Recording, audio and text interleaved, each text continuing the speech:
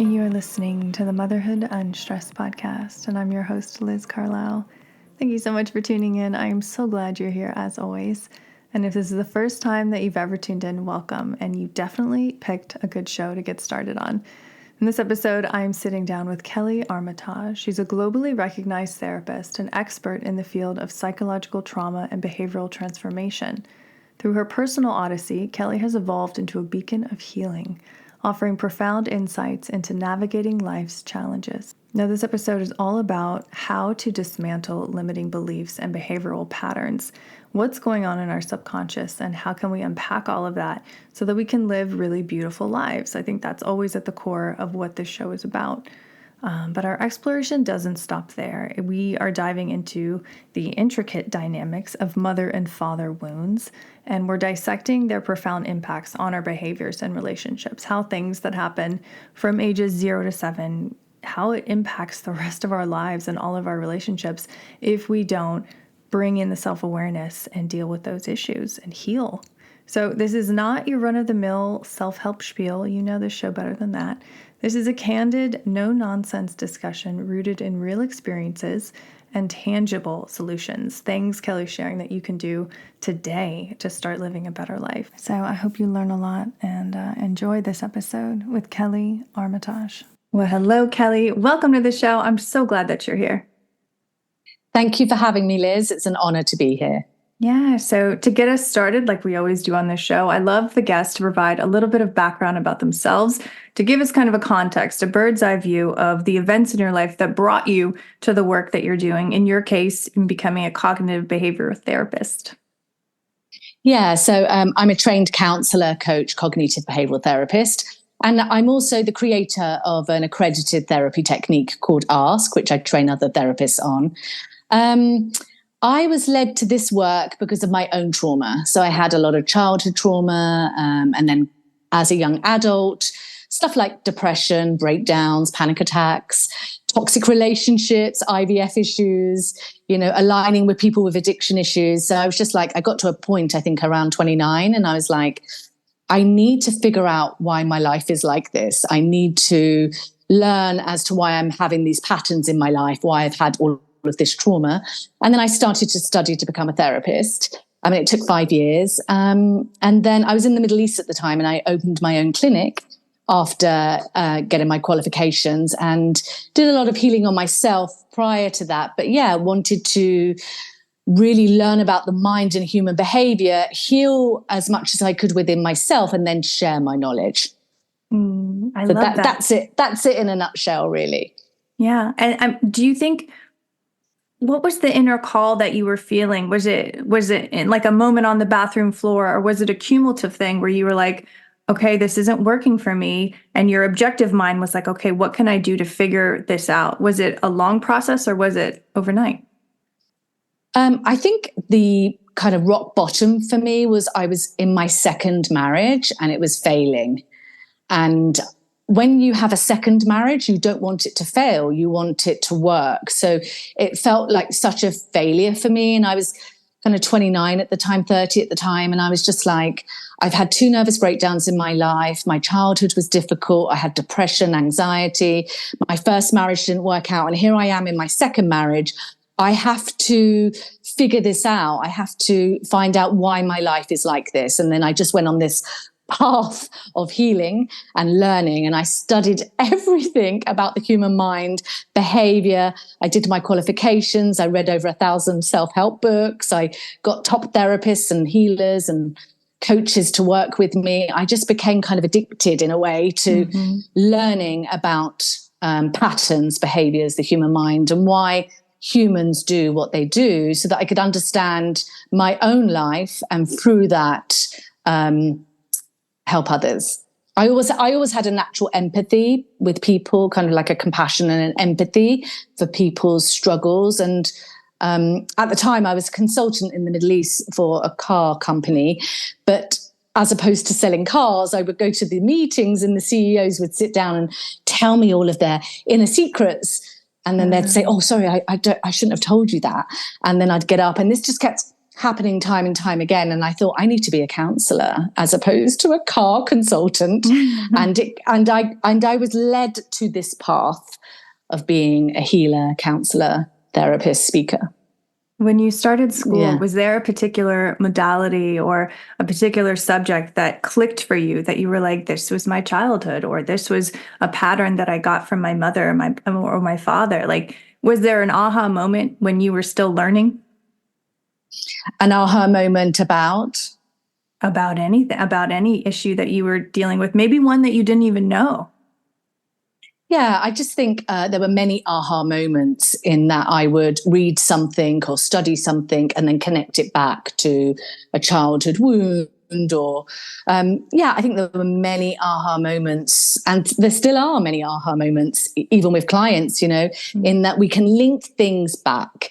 So current issues or problems or patterns for people link back to an original trauma.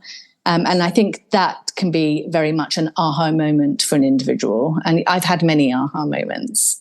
I love that. It is exciting. It's like picking up treasures on the side of the road that you didn't even know. Like, and when you start to really see the truth, it's like, oh, and I'm sure it's just cumulative. The more you start healing, the easier it is.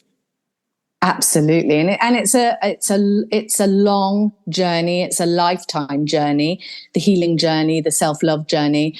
And it doesn't end. Often people will come onto my TikToks and they'll say, I'm healed. And I think, no one's healed. It's a journey, and there's many aha moments on that journey. There's many shifts on that journey.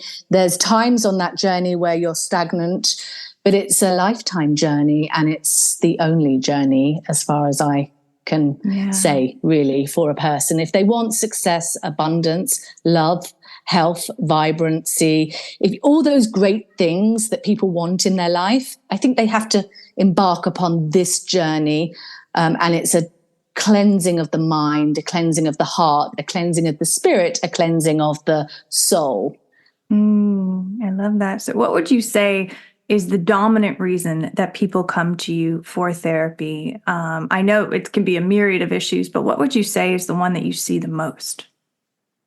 Oh gosh, I've done over 15,000 sessions in the last 20 years. So, I help people with addiction, codependency, toxic relationships. People come to me just struggling. They're in pain.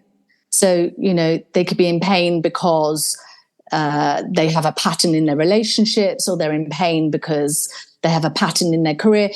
I don't really have specific subjects. People come to me that are in pain, and it tends to be attributed to a life area. Mm-hmm. If you look at any human being on the planet, no human being on the planet has a very satisfactory health, career, relationships, parenting, finances, social life. Nobody has that. There is always dissatisfaction in one area. So people come to me, I think because of the content I create, it's kind of quite widespread. So people come to me for all different issues, really. I could have somebody with OCD. I could work with a heroin addict. I could work with a CEO that wants to grow his profit in his companies. So it's kind of like a widespread area, really, which I kind of like that. I like that because you can always trace back someone's issue to a root within the subconscious, and as you release that subconscious trauma or pattern, you help to change that person's life. Oh my God, that has to be so fulfilling. And speaking of the content that you put out, that's how I found you. I saw you on TikTok.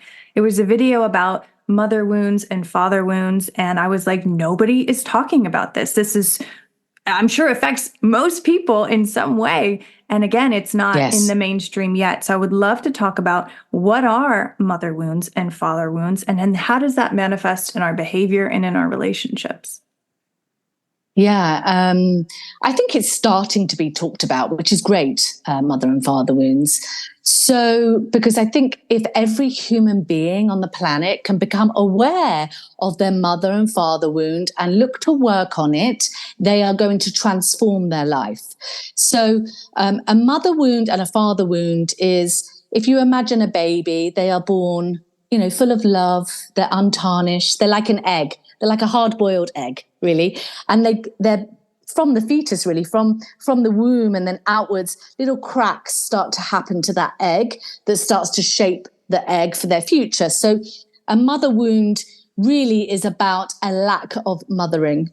It's the lack that the child received from the mother during childhood. So say, for example, you had a neglectful mother because she had an addiction, perhaps she had an alcohol addiction, then that wounding or lack would be within the child as a mother wound. The hurt, the neglect, the rejection, the pain that they experience due to that lack of mothering would form into a mother wound. And then that child grows up and their mother wound is, I am in alignment with people who have addictions, or I feel attracted to people that have addictions. I feel attracted to people that will neglect me, mistreat me, not be there for me. And because there's a wounding cellularly within the being of the person. So they'll align with the person that will mirror their unhealed mother wound. And everybody has a mother wound and a father wound, but some have deeper mother wounds and deeper father wounds than others. A father wound could just be something like your father was a little bit critical. And so then you received that criticism as a child, which felt hurtful. And so then you have a wound inside, which is, I am open to criticism. I am open to being judged. I am open to being controlled somewhat.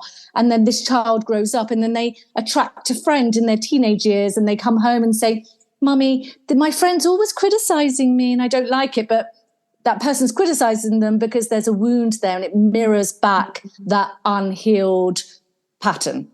So your mother and your father wounds are the lack of mothering or the lack of fathering. And also within those wounds, they could be what you model regarding your parents. So for me, I had anxiety and depression as a teenager, 18-year-old, nervous breakdowns, but my mother suffered with bipolar anxiety. So I modeled her anxiety. Watching her anxiety when I was a little child made me kind of absorb that anxiety, become anxious myself, and then suffer with anxiety as a teenager. And she would reward the anxiety because it was in alignment with her. So also within your mother and your father wounds can be not only the lack that you've experienced, but also what you've modeled. We're always picking up everything our parents are doing. When I was a little girl, my mum and I were at the bottom of the garden and she saw a spider and she ran up the garden screaming, spider. And I was running behind her going, spider, spider, spider. Until this day, I have the biggest fear of spiders. In fact, because I live in this barn and like a barn conversion, and there's lots of big spiders in here. So I thought, the spring and the summer's coming and I'm going to get some hypnosis or something to get rid of this spider fear that I carried all this time. So yeah, mother and father wounds are the lack from the mother or the father, and also what you are subconsciously modeling from a behavior perspective.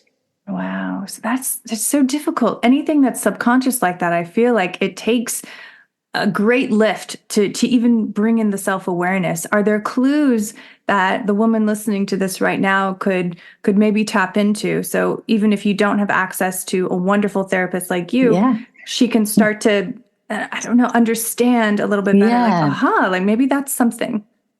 Yeah, absolutely. So, and I did this in a mother and father wound workshop that I did a few weeks ago.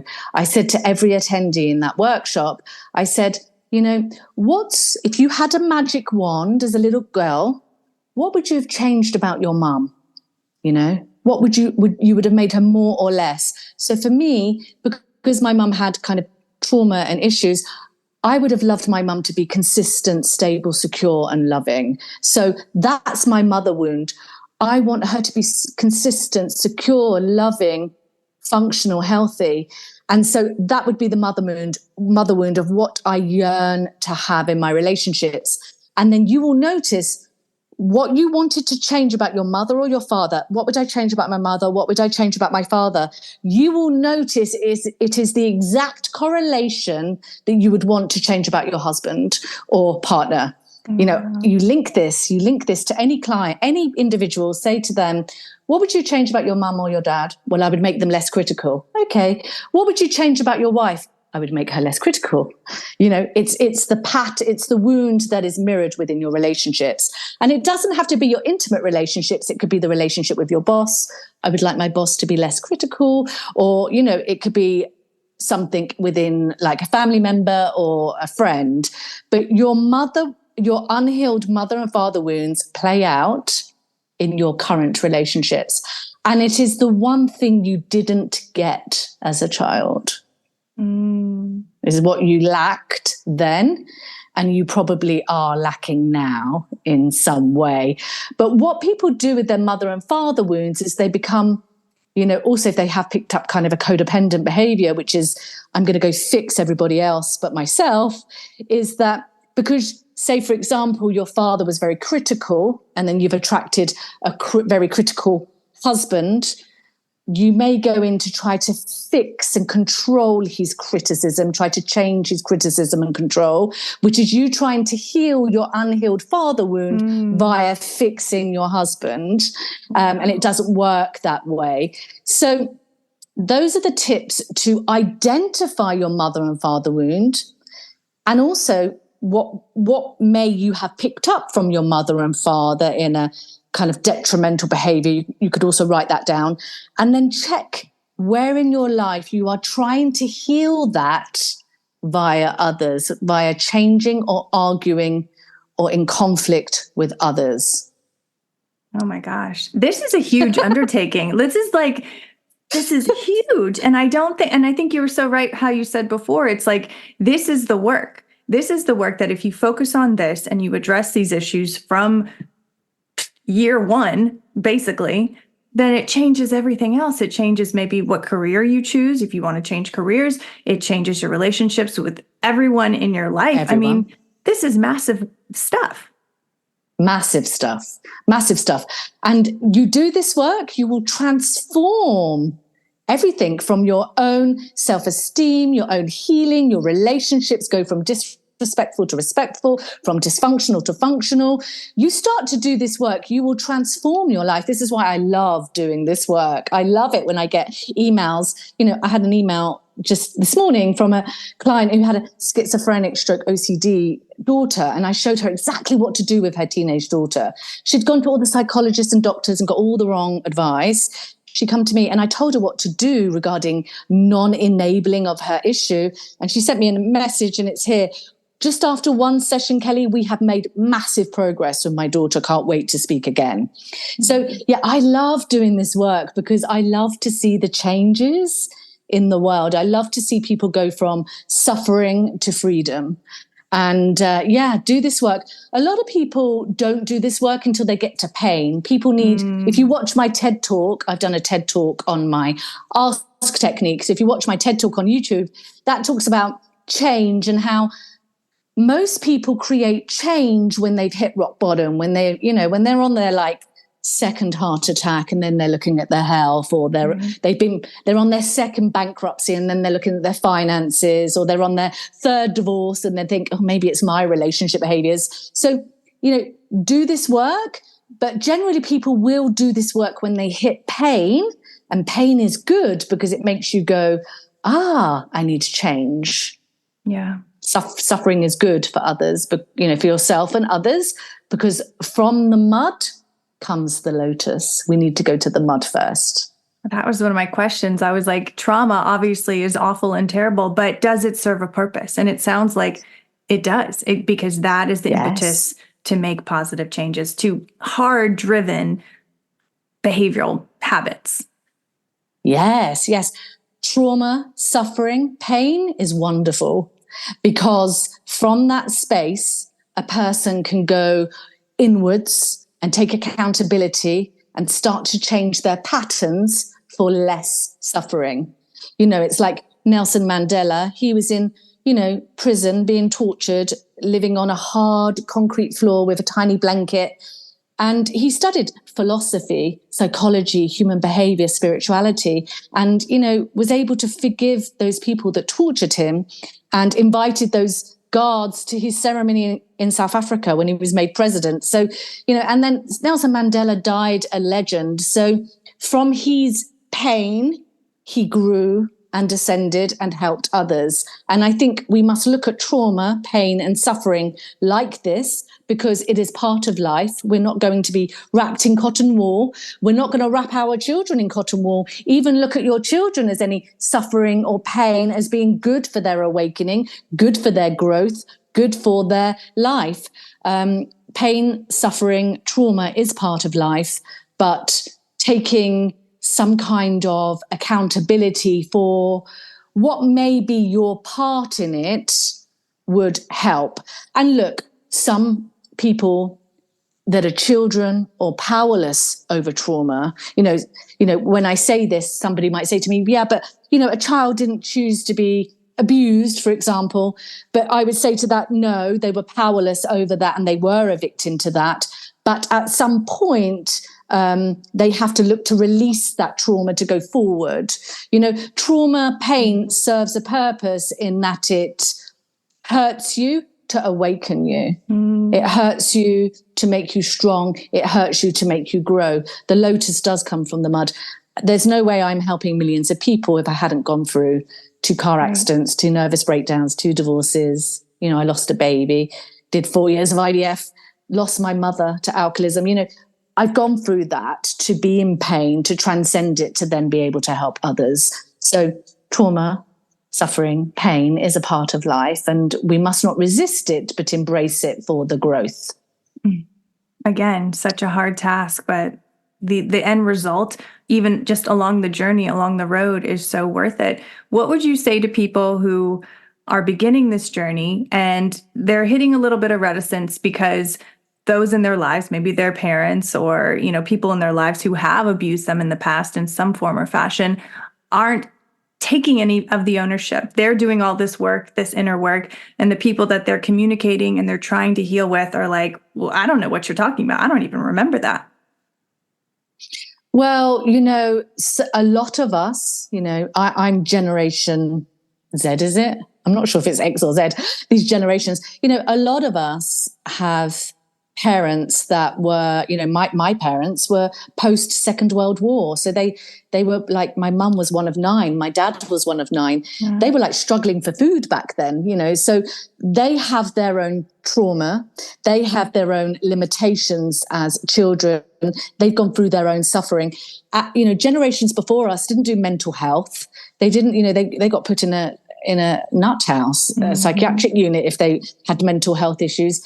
It's only recently that mental health, awakening, self-development is kind of like a trendy thing or being embraced upon. So a lot of our parents have gone through their own journeys of trauma, pain, and they are passing down in the generations, perhaps abusive behaviors. And a lot of them will not take accountability. A lot of them don't want to talk to you about, if you approach your mother and she might be a little bit narcissistic and you say, you know what, Mum, there was a lot of emotional abuse when I was younger and I'm upset about that. If you're going to approach her in a blaming type of upset way and she's slightly narcissistic, she can't take accountability. A lot of people, you're not going to get perhaps the healing from your mother, from your father. I didn't. I had to go off and do work with a therapist or a healer and take accountability for the pain that's within me. Parents weren't going to take accountability. And if I keep going to them with resentment and blaming them, that's not going to help. You're just kind of rehashing that dynamic. You accept that some people are not going to take accountability or be responsible for the harm they've placed on you, but you take accountability, be responsible for the pain that is within yourself, and you go work with someone to release it. And part of that releasing is to look at parents and be not so much in a forgiving mindset, because I think some people can't do like what Mandela does in that they forgive at that level. You can look and understand that that person is limited. You can understand that that person is unconscious. You can understand that that person can't take accountability, and that's okay. But you can perhaps take accountability for shifting your resentment, which is, I don't like what you did, that is resentment, to I understand that you are limited, and that understanding will infuse your being with a higher consciousness than what resentment might do. Plus, learn boundaries around parents. I worked on boundaries towards my mother before she passed away. I had compassion and boundaries for her, which was great. And what does that look like? Because I think that's an issue that so many people have, especially tuning in.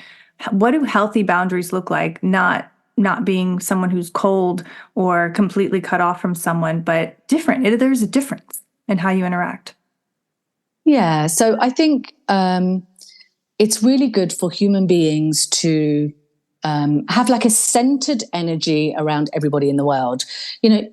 Most people in the world have dysfunction, wounds, beliefs, triggers, limitations, behaviors that we don't like, narcissism. That's a big buzzword. Everyone's a narcissist these days. So there's, everybody's limited. Nobody's enlightened. Everybody has their own trauma. Everybody has their own limitations. So for you as a human being, just kind of look within yourself and say, can I understand that most people on the planet are doing, or everybody on the planet is doing the best they can with what they know? So just that sentence, that's actually in my Ask Technique book, that sentence alone, everybody on the planet is doing the best with their behavioural conditioning, their wounds, triggers, limitations. And so I understand that. So that immediately takes you from a resentment to a compassion for all. But boundaries are about you respecting yourself, saying, I'm a human being and I deserve love, support, and respect in my relationships. And I'm going to offer love, support, and respect to others, even to the toxic people or the dysfunctional people or the narcissists out there. I'm not going to extend anxiety and anger because that's what they want. I'm going to extend resentment, anger, anxiousness, reactions. I'm going to extend to them respect, compassion, centeredness, but I'm going to work on my boundaries. And boundaries really are about how you wish to be treated in your relationships, what your personal values are, opinions, feelings, and being willing to express these. So boundaries look like, communicating in an assertive, respectful, calm manner to others what you expect, So it's like how you wish to be treated, and it could look like something like if you have a mother that's overly critical, for example, and she's consistently criticizing you, instead of saying, Mom, hey, in an angry or resentful way, a boundary could look like in a centered, compassionate, calm space, expressing to her, hey, I feel criticized, please stop. Or even in a laughing way, in a jokingly way, you can say, hey, you doing your critical thing again? I saw that. Please give me some encouragement. But it's done in a light-hearted, calm, firm, respectful manner. And if we learn boundaries and expression of boundaries in a centered energy, you transform your relationships from disrespectful to respectful. I think that is scary for a lot of people because they associate boundaries with confrontation, and nobody wants to upset anyone, even like another parent in the classroom or anything like that. So we then have an avoidant relationship with most people. I know that was the case with me for a long, long time. I just was terrified of any kind of confrontation, so I would just remove myself. Yeah, and I think we need to look at boundaries boundaries or assertiveness is not aggression or confrontation. It doesn't mean that. Boundaries and assertiveness is I have respect for myself and I have respect for you. And it's okay for me to express my needs. And I'm going to perhaps work on a compromise with you. So it's all about respect, vulnerability, compassion, confidence. And, it's okay to express your needs. And the people in your life that do love, respect, support you, value the relationship will listen to them. And the people in your life that do not love, support, respect you will know. And then at least you can say after the first boundary, because you only give boundaries once, you don't give them second, third, fourth, fifth time, because that's nagging, that's conflict. You give your boundaries once, and then you can see if that person respects you, cares for your needs, and if they are willing to perhaps alter if necessary. And from that place, you can decide if if what they're doing is bordering on mistreatment or abuse, you can then decide if that's a deal breaker for you and what you need to do with that relationship. Oh, that's brilliant. And it's so empowering. And that ultimately, again, is the goal of this show, is to empower the listener to make little changes in their life that are going to put them in the driver's seat and to help them create a truly beautiful life. And everything that you're saying is just brilliant and is going to help them do that. And oh my gosh, we are almost at the end of time. I'm so bummed. There's so many different directions we could go. But if there were any final message that you would want to leave with the listener, to the woman tuning in who wants to have a healthy mindset, who wants to model healthy mental programming for her children, what would that message be? That message would be to get on the self-love path, get on the healing journey, and if you can, and work on your happiness, your confidence, your self-esteem, your emotional energy, and being the wonderful model that you can so that your children can model that. Look at your ways of, look at your thinking patterns, your emotions and your habits, and look to cleanse them in the best way you know how. Get support if you need to, so that the generations, I feel upset when I say this, so that the generations going forward can be better. Yeah. I get passionate about that because I really feel that, kids suffer because of the limitations they see in their parents. So the best gift to your child is your own self-improvement and self-development. Beautiful. And I fully agree with that. And because of people like you in the world, this is happening and change is happening and healing and all of that. So where can our listener get your book, find your TED Talk, find you online, work with you if they choose to do so? Give us all the things. So Kelly Armatage, if you Google me, I think there's a load of media stuff. KellyArmatage.com is my website. I'm Kelly Armatage on TikTok. I think we have nearly 300,000 followers now. But yeah, if you go on Google, you'll see me there. Yes. And happy to help anybody with anything. That's my whole purpose, is to help alleviate suffering in the world.